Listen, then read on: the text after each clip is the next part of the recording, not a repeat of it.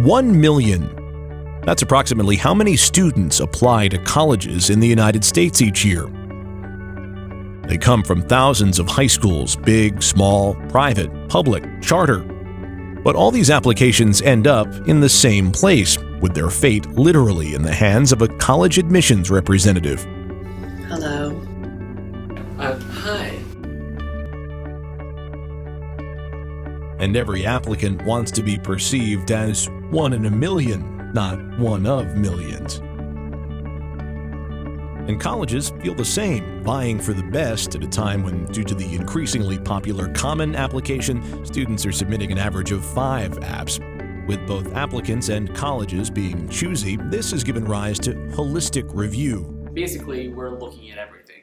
Everything from transcripts and test scores, which of course are important, they're the data elements of things, to more subjective aspects of an application. What other X factors are they bringing to the table that would make them a good fit and a successful fit at the university? Other tangible things like student essays, student activities, extracurriculars, recommendations. Essentially, a school's application reviewer looks beyond a GPA, transcript, and test scores. While these are still important, it's the whole of a student's individual circumstances and talents helping to tip the scales of admissibility to an institution. But in truth, a large public research institution receives around 20,000 applications per year, and at each school are around 14 professionals reviewing all these applications. If your college math is sharp, you know that comes out to about 1,500 applications per reviewer. Let's meet a few of the admissions professionals who undertake this review process every year. So my name is Andrew Bunting. I have the pleasure of serving as George Mason University's Senior Assistant Director of Admissions. My name is Patrick Money. I am a Senior Assistant Director in the Office of Undergraduate Admissions. My name is Amy Takayama Perez, and I am the Dean of Admissions at George Mason University. We know how many applications these professionals review, but how much time do they really spend on the applications? Anywhere between 2 to 7 minutes, depending on the amount of information that the student's given me, the length of their essay and letters of recommendation, if they've submitted them, or if there's any anomalies or discrepancies on their application. I know what you're thinking. It'd be interesting to actually witness admissions professionals review actual applications. Well, you're in luck. There are 2 applications that these 3 professionals will review live on camera. The first thing that I do is just kind of browse through everything just to see what is going to be included in my holistic style review. And the first thing I'm going to look at is the high school transcript. Right off the bat, I can tell that this is an excellent student. They have all straight A's, if not all straight A pluses. From previous years, I know that this is a strong school, and again, that's something that we look at, the level of what the school that a student's coming from and their offerings. And we know that they offer plenty of honors and advanced classes, so that's something that we might be looking at for a student coming from this school. Straight A student with 5 AP classes senior year. Their overall GPA is a 4.67, which is extremely high. Just to put in context, the student is 6 out of 452 with a 4.67.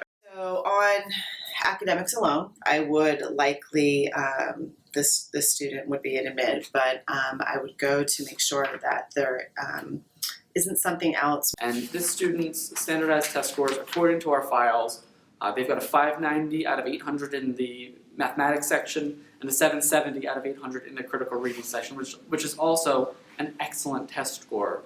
Test scores seem to mirror the academic ability. I like to read the essay after I look at the data section first, the test scores and the transcripts, so I can see if the student's going to be, by the numbers, competitive. They want to become a political analyst for the State Department. Okay.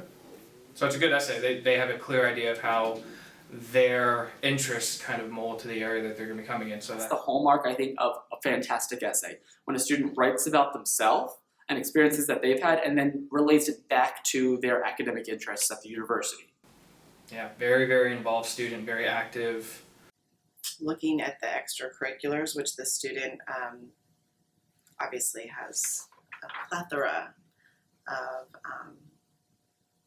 most students don't actually go into this great detail about every hour of what they're doing. we're looking to see how a student may fit into the fabric of student life here at Mason. And the students who fare the best, I think, are the students who have a variety of experiences and are involved in a few big things. And with excellent grades, fantastic standardized test scores, some deep involvement in several extracurricular activities, and a phenomenal essay and honors essay, I would have no problem admitting student number one.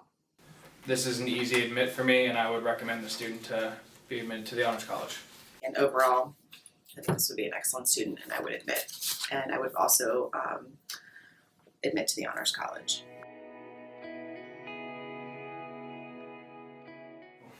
Student number 2, interested in chemistry. A student coming from overseas, automatically you think fit at a university would be a good match for a place like Mason.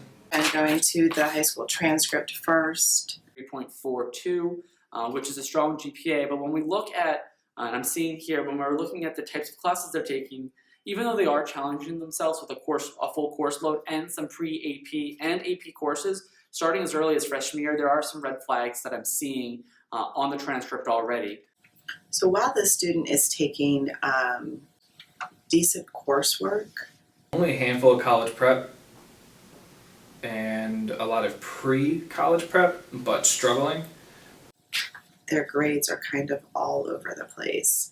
Some lower grades, some C's, D's, and even a failing mark in science class during their sophomore year. So it would concern me that the student wants to major in a college level science. Test scores are at the lower end. A little below where many of our students were falling. And the first thing I would do to see if the counselor says something about maybe if there's something happened, 10th, 11th grade. Recommendation is not super strong. There's a 1 through 5 model for recommendations. The student received a 3 out of 5. Most students will receive a 4 or 5. So again, that's sort of disconcerting for me. 59 out of 187. So the student is within the top 50% of their school, but that's not a phenomenal class rank. So go back to the essay real quick. I just want to make sure that I'm not missing anything that would explain the GPA fluctuation. First line is I came to America 13 years ago, and like any minority coming to the States, my family struggled.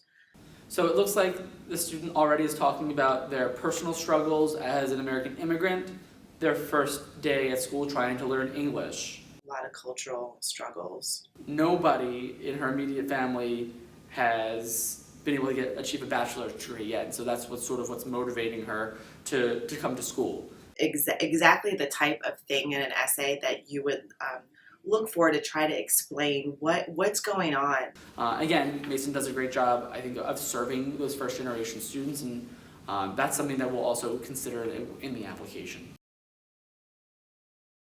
The student, in my opinion, would receive a waitlisted decision from us. A lot left to be looked at. I would want to mid-year the student, not admit yet.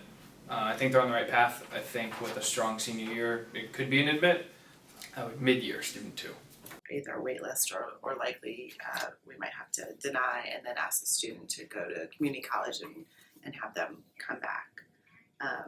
But I'd probably try to fight for the student. She seems like a good kid who has struggled. Well, now that we've witnessed the experts reviewing applications, what advice do they have for students who are taking on the application process? Allow your essay to speak for you. It's the table setter. It's the first thing I see every time. Looking at an essay kind of sets groundwork for what do the numbers mean? What have you done that is maybe atypical? Put in effort. How can you stand out? And I think it is about self-advocacy. If there is a piece of your story that you would want an admissions counselor to know, then you have to find a way to get that in there, whether that's through a personal essay, an optional statement. Utilize the resources that colleges and universities, specifically us here at Mason, provide for you. And I'm talking about making a connection with your admissions counselor.